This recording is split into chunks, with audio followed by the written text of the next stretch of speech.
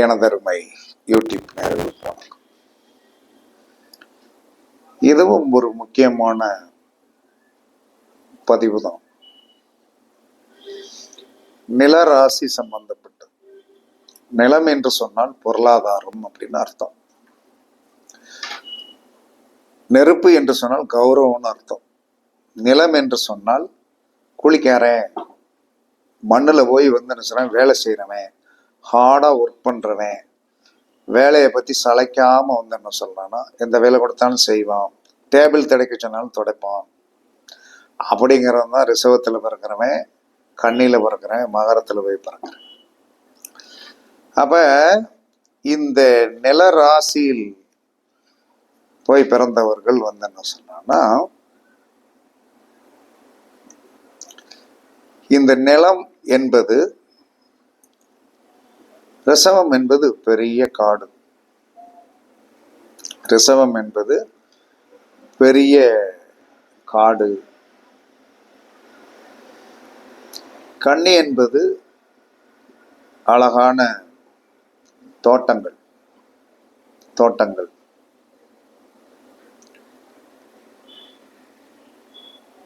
அழகான தோட்டம்.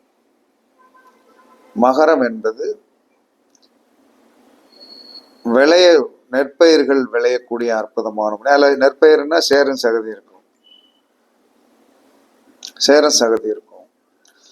அப்ப இந்த 3 லக்கணத்தில் போய் பிறந்தவர்கள் கண்டிப்பாக நீங்கள் யாராக இருந்தாலும் வேலையை இழுத்து போட்டு செய்யணும். ஏன்னா நீங்கள் ராஜாவாக இருப்பதற்கு பிறக்கவில்லை. நீங்க ராஜாவா இருக்கிறதுக்காக பிறந்திருக்கீங்க. வேலையை இழுத்து போட்டு செய்யணும். மண்ணுன்னா என்னது? வேர்வை தண்ணின்னு அர்த்தம். மண்ணுன்னா என்னது? மண்ணுல வேலை செய்யணும்னு அர்த்தம். அப்ப இந்த மண் லக்கணங்களில் போய் பிறந்தவர்கள் நீங்கள் வேலை, இப்ப வீட்டிலே இருந்தீங்கன்னு வைங்களேன், நம்ம வேலை செய்யறோமே அப்படின்னு சொல்லி வருத்தப்படக்கூடாது, வருத்தப்படக்கூடாது. ஏதாவது ஒரு வேலையை வீட்டில் நாம் பொறுப்பாக டெய்லி எடுத்து செய்யுது. ஆணாக இருந்தாலும் சரிதான். சார் உழைச்சிட்டு வர்றோம் சார், உழைச்சிட்டு வந்தாலும் என்ன சொன்னான்னா, வீட்டில் என்ன சொன்னான்னா, கொஞ்ச நேரம்னாலும் விளக்குமாறு எடுத்து தூத்துருங்க. அது ஒரு வேலை தானே, விளக்குமாறு எடுத்து தூருங்க, ஒன்றும் பிரச்சனை இல்லை. ஏன்னா நீங்கள் பரிமளிக்க வேண்டும். நீங்கள் பரிமளிக்க வேண்டும் என்று சொன்னால், நீங்கள் நிலலக்கணத்தில் போய் பிறந்தால் அங்க காலபுருஷனுக்கு அது என்னது? 2, 6, 10 வேர்வை தண்ணி வடியணும். வேர்வை தண்ணி வடியாம என்ன சொன்னான்னா, நீங்கள் என்னதான் செயல்பட்டாலும் செயல்படுத்தினாலும் உங்களுக்கு என்ன சொன்னா, நீங்கள் சோம்பேறியாக இருந்தாலும், சார் நான் வீட்டில் வேலை, அப்ப வாக்கிங் போ, நட நட நட நற்ற ஒரு 4 கிலோமீட்டர் நடக்கணும், 2 கிலோமீட்டர் 2.5 கிலோமீட்டர்னாலும் நடக்கணும். எப்படி 3 கிலோமீட்டர் நடக்கிறதுக்கே என்ன சொன்னா 1 மணி நேரம் ஆகி போகுது. அப்ப அப்போட ஒரு 2 சுத்தியாச்சுடா, பிரச்சனை இல்லை அப்படின்னு சொல்லிட்டு அன்றைக்கு பொழுதை நீங்கள் உங்களுடைய உடலில் இருந்து வேர்வை தண்ணி வெளியே கிளம்பணும். எனர்ஜி என்ன சொன்னான்னா அந்த கலோரிஸ் கண்டிப்பா இறங்கணும். ரிசவத்துல பிறந்தாலும் சரிதான், கண்ணில போய் பிறந்தாலும் சரிதான், மகரத்துல போய் பிறந்தாலும் நீங்கள் கண்டிப்பாக உங்களுடைய வாழ்க்கையில் என்ன செய்யணும்? இப்படி ஒரு அற்புதமான பணியை செய்யணும், பணியை செய்யணும். 2வது, எந்த கோவிலாக இருந்தாலும் சரிதான், எந்த கோயிலாக இருந்தாலும் போதும், உழவார பணி அப்படின்னு சொல்லக்கூடிய உழவார பணி என்பது என்ன சொல்லலாம்னா, ஒழுங்குபடுத்துதல், அங்க இருக்கிற கூட்டங்களை ஒழுங்குபடுத்துதல், வழிகாட்டுதல். இந்த நான் சொல்ற உழவார பணி என்பது அந்த கோவிலில் ஏதாவது ஒரு பகுதியை சுத்தம் பண்ண, அந்த கோவிலில் ஒரு பகுதியை நீங்கள் கண்டிப்பாக சுத்தம் பண்ணுங்கள்.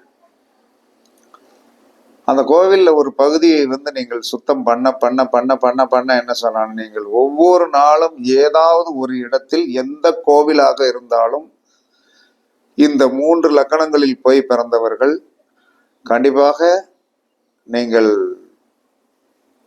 பண்ணியே ஆகணும். அப்படி பண்ணும்போது மாறுவீர்கள். உங்களுடைய கஷ்டம் குறையும், உங்களுடைய பிணி குறையும். உங்களுடைய கஷ்டம் குறையும், உங்களுடைய பிணி குறையும், உங்களுடைய கஷ்டம் குறையும், உங்களுடைய பிணி. இதெல்லாம் ரொம்ப மைன்யூட்டா நோண்டி எடுத்து என்ன சொன்னா, ஒரு மனிதன் நிறைய தெய்வங்களை கும்பிட்டுருப்பான், எல்லாம் செஞ்சிருப்பான். ஆனால் அவனுக்கு கடைசியில என்ன சொன்னான்னா, ஏதாவது ஒரு சின்ன விஷயம்தான் அவனுக்கு சின்ன தொடுக்கு கணக்கா இருக்கும். அதை கண்டுபிடிச்சாச்சு அப்படின்னா உங்களுடைய வாழ்க்கை பெரிய மாற்றத்தை பெரிய மாற்றத்தை என்ன சொல்ல, உங்களுடைய தேவையான அனைத்து விதமான உங்களுடைய தேவையை பூர்த்தி பண்ணக்கூடிய ஒரு லெவல் கிடைச்சாலே உங்களுக்கு போதும்.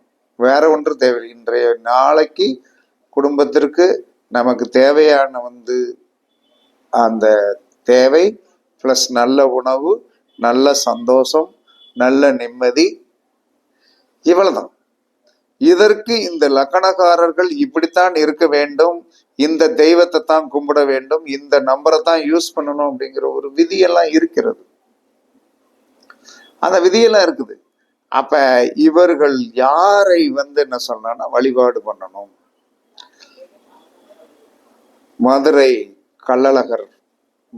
கள்ளழகர் அழகிய பெருமாள் என்று சொல்லக்கூடிய கள்ளழகரை சித்திரை தீர்த்த பெருவிழா நடக்குது இல்லையா, சித்திரை திருவிழா, மதுரை சித்திரை தீர்த்த, அந்த கோவிலுக்கு நீங்க அடிக்கடி போயிட்டு வாங்க.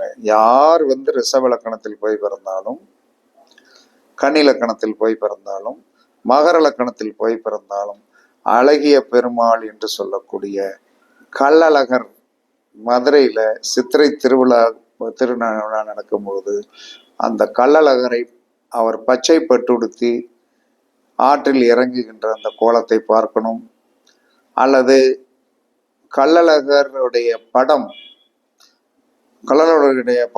நீங்க நெட்ல டவுன்லோட் பண்ணினீங்கன்னா கண்டிப்பாக இந்த 3 லக்கணங்களில் போய் பிறந்தவர்கள் கண்டிப்பாக கள்ளழகருடைய படத்தை வைத்திருக்கணும். இவர்கள் 54வது நம்பரை யூஸ் பண்ணணும். 54வது நம்பர் எது? 54வது நம்பர் என்பது என்ன சொன்னா முதலில் மிருகசீரிடம் 1ஆம் பாதம், ஏன்னா செவ்வாயுடைய நம்பர்.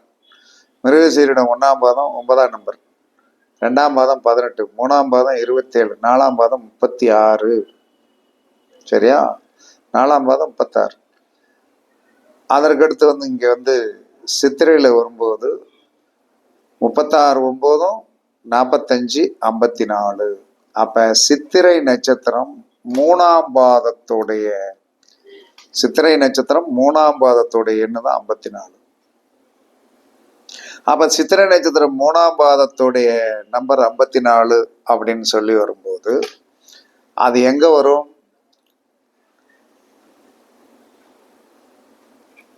அந்த பாதம் என்ன சொன்னா சித்திரை நட்சத்திரம் 3ஆம் பாதம் தான் 54ஆம் நம்பர். அப்ப 54ஆம் நம்பர் வரும்போது அது அம்சத்தில் துலா லக்கணத்தில் வரும். அப்ப துலா லக்கணத்தில் சுக்கிரன் வீட்டுல அந்த அமைப்பு கண்டிப்பாக இருக்கும். அந்த அமைப்பு கண்டிப்பாக இருக்கும்போது என்ன சொல்லலாம்னா எப்பயுமே ரிஷபத்தில் போய் பிறந்தவர்களுக்கு அந்த 6வது வீடாக இருக்கும். 6வது வீடு, ஏன்னா நீங்க பிறந்ததே 2வது வீடு. உங்களுக்கு 6வது வீடு என்ன சொன்னா கண்டிப்பாக உங்களுக்கு என்ன செய்யும்? உங்களுக்கு வேலை செய்யும். அதே கன்னி லக்கணத்துக்கு 2வது இடமா வரும். அதற்கடுத்து என்ன சொல்றாங்கன்னா மகர லக்கணத்திற்கு 10ஆம் இடமாக வரும். அப்ப நீங்கள் எதை சார்ந்தவர்கள்? ஒரு 2, 6, 10 கூடையவர்கள் தான் நீங்க. காலவருஷனுடைய 2, 6, 10 கூடையவர் தான் நில வீடுகள். அப்ப உங்களுடைய அம்ச லக்கணம் என்ன சொன்னா 6வது சித்திரை நட்சத்திரம் 3ஆம் பாதம் தான் 54ஆம் நம்பர். அப்ப அடிக்கடி 54வது நம்பரை உங்களுடைய பார்வையில் படுபடுங்க வைத்துக் கொள்ளுங்கள். கண்டிப்பாக என்ன சொல்லலாம்னா உங்களுடைய வாழ்க்கையில் பெரிய மாற்றங்கள் கண்டிப்பாக நடக்கும். பிரச்சனைகள் தீரும். மதுரை அழகர் ஆற்றில் இறங்கக்கூடிய காட்சியுடைய படத்தை நீங்கள் வைத்து வழிபாடு பண்ணுங்கள். தினமும் ஏதாவது ஒரு பகுதியில் உங்க வீட்டு பூஜை ரூம்னால் நீங்க விளக்குமாறு எடுத்து தூத்துறோம். வழக்கமாக எடுத்து தூத்துட்டீங்க, கண்டிப்பாக வந்து என்ன சார் உங்களுடைய வாழ்க்கையில் மாற்றங்கள் வரும். இது நிச்சயமாக வரும். கௌரவம் பார்க்கக்கூடாது, கஷ்டம் பார்க்கக்கூடாது, கௌரவம் பார்க்கக்கூடாது, கஷ்டம் பார்க்கக்கூடாது, கௌரவம் பார்க்கக்கூடாது. ஏன்னா நீங்கள் கௌரவம் பார்ப்பதற்காக பிறந்தவர்கள் அல்ல. என்னைக்கு நிலத்துல போய் வேலை பார்க்குறவன் என்ன செய்வான்? பேண்ட் சட்டை ஓட்டுட்டா வேலை பார்க்க முடியும்? பார்ப்பான், கொஞ்ச நேரம் அரை ட்ரௌசரை போடுவான், அதுக்கடுத்து மேட்சட்டையை கழட்டிடுவான், தலையில் துண்டை கட்டிடுவான், தலைப்பாக்கட்டு கட்டிட்டு வேலை பார்க்க ஆரம்பிச்சிட்டு அப்போ தான் ஃப்ரீனஸ்ஸாக இருக்கும். அந்த ஃப்ரீனஸ்ஸான அமைப்பில் நீங்கள் பிறந்தவங்க, நீங்கள் கானஸ்டாக இருக்கணும்னு நினைக்கக்கூடாது. அப்போ கானஸ்டாக இருக்கணும்னாலுமே என்ன சொல்கிறேன்னா, நீங்கள் வந்து வாக்கிங் போங்க, அந்த கானஸ்டாக அது கானஸ்டாகிடும். ஆனால் வந்து நடப்பது என்ன சொல்கிறான்னா ஒரு வேலை, நடப்பதும் ஒரு வேலை தானே. அப்போ உங்களுடைய வாழ்க்கை மாறும். அப்போ மதுரை கள்ளழகரை வந்து கண்டிப்பாக கும்பிடணும். 54ஆம் நம்பரை யூஸ் பண்ணலாம். 54ஆம் நம்பர் வந்து என்ன சொன்னால் நம்மளுடைய பார்வையில் படும்படி வைங்க. நிறைய கேள்விகள் வந்து உங்களுக்கு எழலாம், அது அப்படியே வருமே அப்படி. நீங்கள் சில விஷயங்கள் கேள்வியே கேட்கக்கூடாது. ஆன்மீகத்தில் வந்து 2 விஷயம் செய்யுங்க, கண்டிப்பாக வெற்றி கிடைக்கும். அதற்கு விளக்கங்கள் வந்து உங்களுக்கு பின்னாடியே நீங்கள் வந்து அதை வந்து எந்த ஒரு விஷயத்தையும் நாங்களாம் வந்து ஒரு மந்திரம் எழுதி கொடுக்கும்போது கூட வந்து என்ன செய்ய கேட்கும் போது கூட என்ன செய்வோம் தெரியுமா? பதிலே கேட்க மாட்டோம். குரு தானே எழுதி கொடுத்தாரு, சொல்லுவோம். நல்லது நடந்தாலும் குருவுக்கு தான், கெட்டது நடந்தாலும் குருவுக்கு தான் அப்படின்ட்டு ஒரே வரியில முடிச்சுட்டு போயிடுவோம். அதனால தான் வளர முடிஞ்சது, வாழ முடிஞ்சது, வாழ்க்கையில் வந்து சிக்கல்களை தீர்ப்பதற்குண்டான லயனங்கள் தெரிஞ்சது. அப்ப நீங்கள் இந்த நிலலக்கணக்காரர்களுக்கு 54வது நம்பர் நன்றாக யூஸ் ஆகும், நன்றாக யூஸ் ஆகும். இது பெஸ்டான நம்பர்.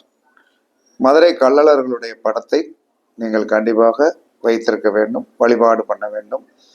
மதுரை கள்ளழகரை மேலே இருக்கிற அழகர் கோயில் இருக்கிற அழகரை பார்த்து வாருங்கள். வாழ்க்கை நிலலக்கணத்தில் போய் பிறந்தவர்கள் கண்டிப்பாக கள்ளழகரை பார்த்து வழிபட்டு வருவது சிறப்பு, மேன்மை, கண்டிப்பாக நன்றாக இருக்கும். போயிட்டு அந்த கோயிலை வந்து நல்ல பாதங்கள் நன்றாக படும்படி அழகாக ரொம்ப நேரம் நின்று சாமி கும்பிட்டு நல்லா சுத்துங்க. கண்டிப்பாக உங்களுக்கு நல்ல எனர்ஜி கிடைக்கும், உங்களுடைய கர்மா குறையும் என்று கூறி உங்களிடமிருந்து விடைபெறுவது சிபிபாறை ஜோதிடரசு ஆதிராகவன் ஜெயபாலாஜி. சுகமே சொல்க, சுகமே சொல்க. வாழ்க வளமுடன், வாழ்க வளமுடன். வணக்கம், வணக்கம், வணக்கம், வணக்கம்.